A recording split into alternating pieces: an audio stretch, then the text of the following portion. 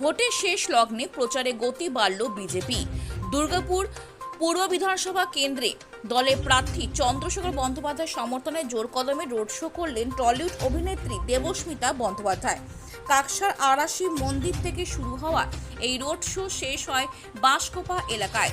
পথ জুড়ে সাধারণ মানুষের উপস্থিতি এবং সমর্থকদের উৎসাহ ছিল চোখে পড়ার মতন। র্যালিতে অংশ নেন বিজেপির প্রাক্তন সাংসদ সুরেন্দর সিং আলওয়ালিয়া সহ একাধিক দলীয় নেতাকর্মী।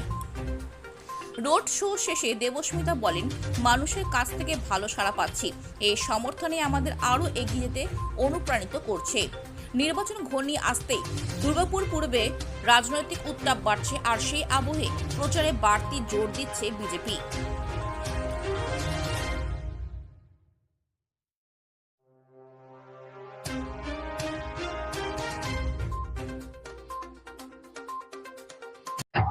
আজকে এখানে তো রোড শোর জন্য আমি এসেছি, আর এখানে এসে পাবলিকের রেসপন্স দেখে ভীষণ ভালো লাগছে। আর ভীষণ ভালো লাগছে, মানে খুব ভালো এক্সপিরিয়েন্স। পশ্চিমবাংলার রাজনীতির হাওয়া কেমন মনে হচ্ছে? পরিবর্তন কি আসছে? অবশ্যই অবশ্যই। আর কিছু বার্তা দেবেন? না, ঠিক আছে, থ্যাংক ইউ। ব্যাপার আছে, যে কোনো লোক, যে কোনো দল জনগণের উপরে নির্ভর করে তার জনগণ সমর্থন কত আছে। ভারতীয় জনতা পার্টি মনে করে যে কোনো দল থেকে যে কেউ এসে যখন যোগদান করে তাতে দলের শক্তি বাড়ে, শক্তি দুর্বল হয় না। কিন্তু যেখানে বলা হচ্ছিল যে টিএমসির নেতাদেরকে নেবে না বিজেপি, সেই জায়গায় ঠিক ইলেকশনের মুখে নিল। না না, এটা এটা এটা ভুল ধারণা যে কি নেবে না। আমি তো আর আনটাচেবিলিটি বলে কিছু করি না, রাজনীতিতে আনটাচেবিলিটি বলে কিছু নেই।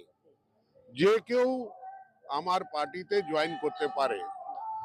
সে যে কোনো বিচারধারায় বিশ্বাস করে আজ পর্যন্ত রাজনীতি করেছে, কিন্তু আমার বিচারধারার উপরে যদি বিশ্বাস রেখে যদি কেউ জয়েন করে তা আমি ওকে না করতে পারি না। বিজেপির এটা লাভ হবে বলে মনে করছি। আমি তো বলছি যে কি আমাদের যে কোনো বাইরে থেকে আসা সদস্য, তার তো একটা নিজের পোটেনশিয়াল আছে। 21 বছর ধরে ও কাউন্সিলর ছিল, এমএলএ ছিল, সবকিছুই ছিল, পাবলিক লাইফে এতদিন আছে। সে জয়েন করাতে নিশ্চয়ই একটা শক্তি বাড়বে। আপনাদের কর্মীর উপরেও তো অ্যাটাক তারাই তো করেছিল। ব্যাপার আছে যে কি আমাদের, আমি বলছি যে কি যতগুলো, যখন একটা বিচারধারায় ছিল তখন আমার প্রতি তার ঘৃণা ছিল।